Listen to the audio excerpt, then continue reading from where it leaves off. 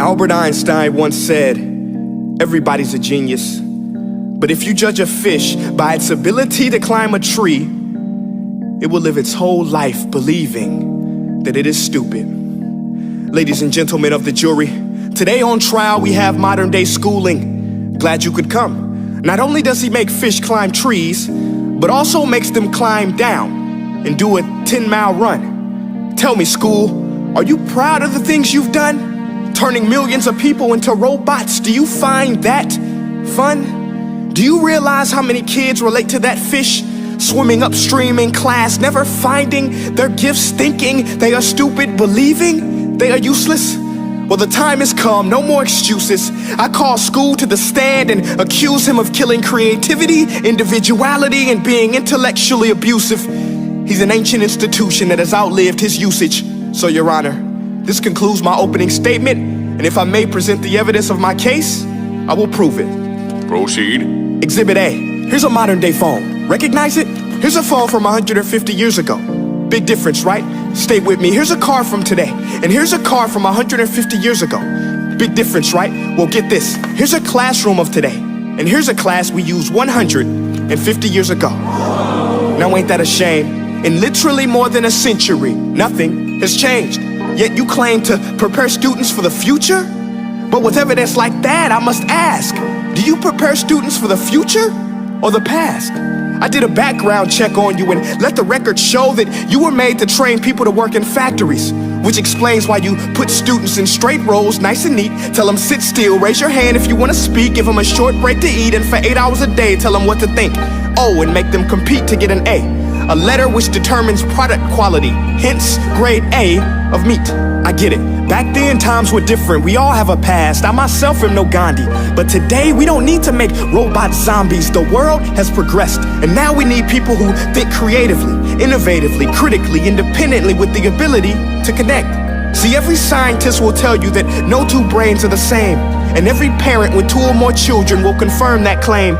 So please explain why you treat students like cookie cutter frames or snapback hats, giving them this one-size-fits-all crap. Watch your language. Sorry, Your Honor, but if a doctor prescribed the exact same medicine to all of his patients, the results will be tragic. So many people would get sick, yet when it comes to school, this is exactly what happens. This educational malpractice, where one teacher stands in front of 20 kids, each one having different strengths, different needs, different gifts, different dreams, and you teach the same thing the same way? That's horrific. Ladies and gentlemen, the defendant should not be acquitted. This may be one of the worst criminal offenses ever to be committed. And let's mention the way you treat your employees. Objection. Overruled. I want to hear this. It's a shame. I mean, teachers have the most important job on the planet, yet they're underpaid? No wonder so many students are short-changed.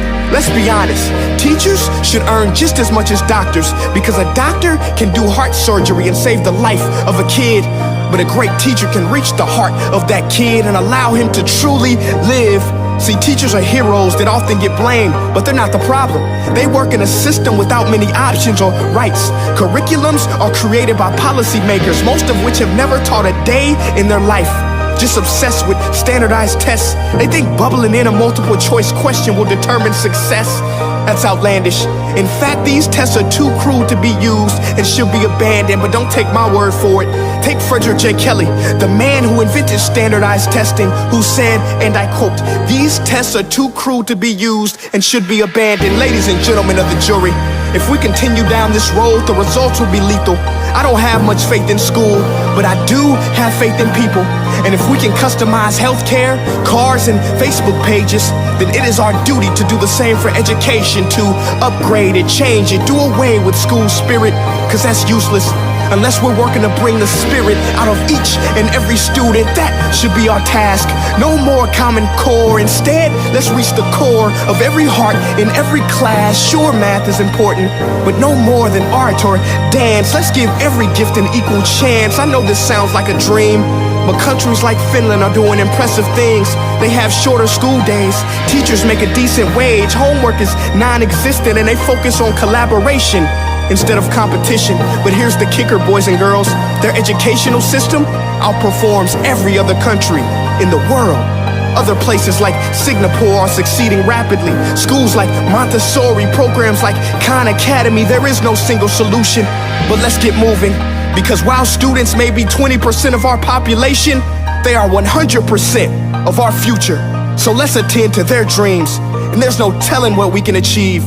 This is a world in which I believe, a world where fish are no longer forced to climb trees. I rest my case. يا ليت اليوم تفهمني وتفهم خاطري وارحل تكلم والشجرة مني سيف الهم تراه استل سيف الهم تراه